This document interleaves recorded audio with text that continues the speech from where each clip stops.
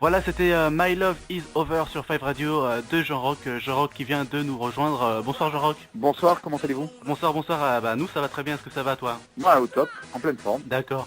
Alors merci tout d'abord d'avoir accepté notre invitation. Donc on va te poser quelques petites questions. Bah écoute, avec plaisir. Ton premier album Music Saved My Life est dans les bacs et rencontre d'ailleurs un énorme succès. Alors comment est-ce que tu te sens? Est-ce que tu t'y attendais? Écoute, on ne s'attend jamais au succès, comme on ne s'attend jamais aux défaites. On n'est jamais prêt pour ça. On fait tout, en tout cas pour que ça fonctionne. Mais après, c'est le public qui est le patron, c'est le public qui décide. Je pense que si tu fais les choses sincèrement et pour les bonnes raisons, je crois que le public s'y retrouve et c'est ce qui se passe sur cet album où il y a eu déjà plusieurs extraits avec My Love Is Over. Après il y a eu I'm Alright l'été dernier avec Ed Luna et Florida. Ouais. Et maintenant le gros carton avec Name of Love de Pitbull et Nayer. Et le public, je crois, au fur et à mesure a compris que c'était pas un concept, mais c'était vraiment une vraie rencontre, une vraie histoire entre nous. Et je suis ravi de ça parce que c'est vraiment ma passion. Je fais ça pour les bonnes raisons. D'accord. Alors j'ai vu que l'album s'appelle Music Saved My Life. Et alors comment et de quoi la musique en fait elle t'a sauvé?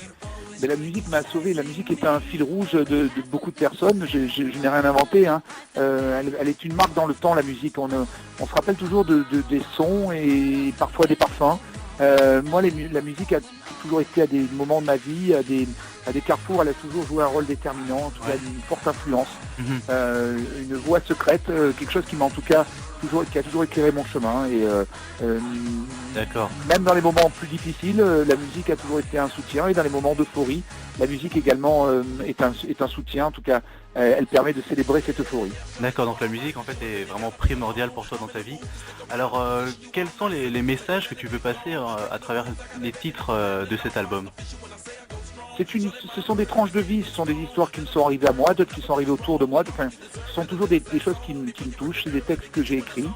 D'accord. J'ai eu la chance de rencontrer John Maman comme compositeur et Valmont Texier, puis plus tard Red One, le célèbre Red One. D'accord.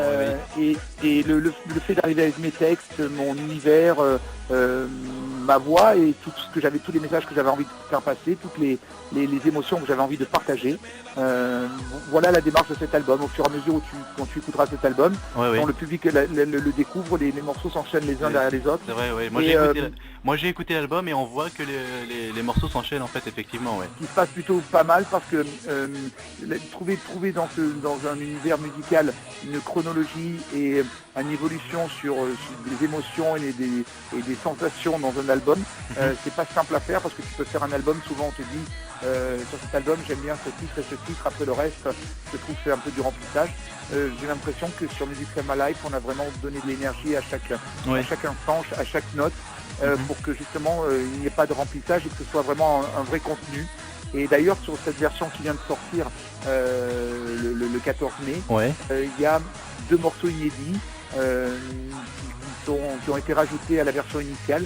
Justement c'est un repack parce que on avait envie de continuer l'histoire et d'aller au bout de notre rêve. Ouais, d'accord. Alors en fait toi, à quel âge plutôt t'es rentré dans le monde de la musique? Est-ce que t'as pas commencé tout de suite par le chant?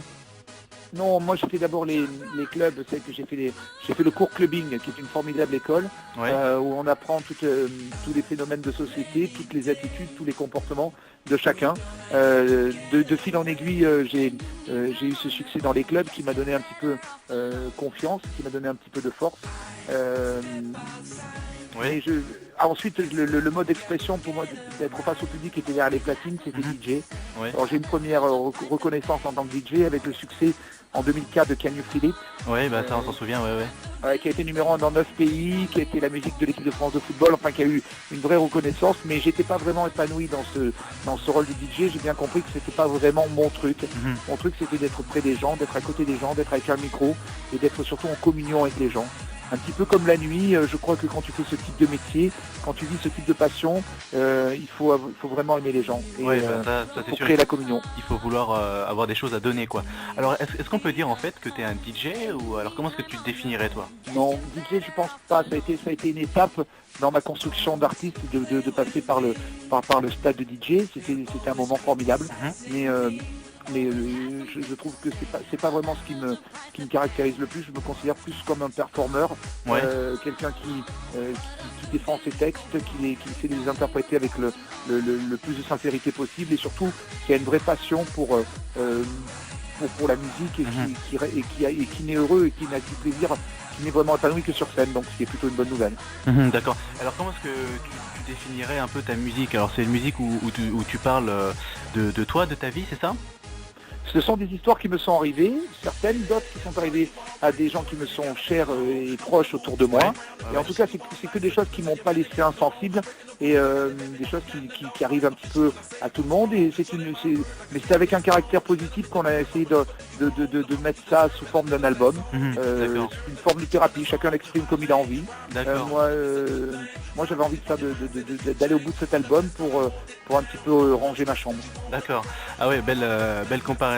Alors, entre tes soirées, tes concerts, en fait, t'as une vie bien remplie quand même, dans les clubs, tout ça. Comment tu arrives à tout gérer ta carrière et ta vie privée aussi? Je sais pas comment j'arrive à tout gérer, je prends au cas par cas. En fait, j'essaie de pas trop regarder trop loin. Ouais. Le fait de trop regarder le planning sur 3-4 jours, ça te met t'as l'impression qu'on t'a une chape de béton sur les épaules. Ouais. En fait, je prends au cas par cas. Je savais qu'on allait se voir, mais je savais pas quand. Alors on m'a dit tiens, c'est le moment du rendez-vous. Voilà. Pourtant, le rendez-vous, ça fait peut-être 3 semaines qu'on est. Oui, sûrement, mais tu sais, des fois, je sais, oui, bien sûr. Ils organisent autour de moi les rendez-vous et en même temps, le fait de ne pas les préparer, ces rendez-vous, rend les choses un peu plus spontanées, un peu plus naturelles. En tout cas, ça me ressemble plus. J'aime pas. On n'est pas des hommes politiques. On ne doit pas nous écrire un texte et dire certaines choses. Moi, j'ai juste envie de dire les choses que je pense quand je les pense. Et spontanément. C'est aussi ça, la liberté, la chance de faire de la musique. Bien sûr. Alors est-ce que on se demandait ici, est-ce que si jamais un jour ça devait s'arrêter, est-ce que parce qu'il y a un jour, il faudra peut-être que tu fasses des choix, alors quelles seront tes priorités?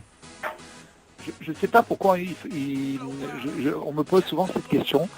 Si un jour je devais faire un choix entre le clubbing ou ta famille aussi, tu vois, généralement, il y a dans la vie d'un artiste, il y a les stores et puis après ça redescend petit à petit pour se poser un peu plus. Je sais pas si toi c'est ton cas, c'est pour ça que je te demande. Non, moi j'ai toujours, j'ai pris le parti de la construction, mais pas. J'ai pris le parti d'être toujours en mouvement, d'être toujours productif, quel que soit le challenge, et d'essayer toujours d'avancer et de produire tout le temps.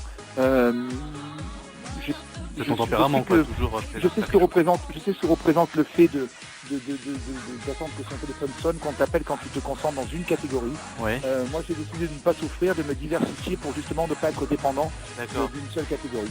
C'est pour ça que je fais différentes choses, que parfois je fais de la télé, mais ma vraie passion c'est la musique, c'est de chanter, d'écrire mes textes, de chanter et de faire de la scène. C'est vraiment mon objectif principal. La musique, rien que la musique. Alors j'ai vu aussi en préparant l'interview que tu t'es lancé dans une carrière sportive étant jeune. Alors est-ce que tu penses reprendre un jour le foot?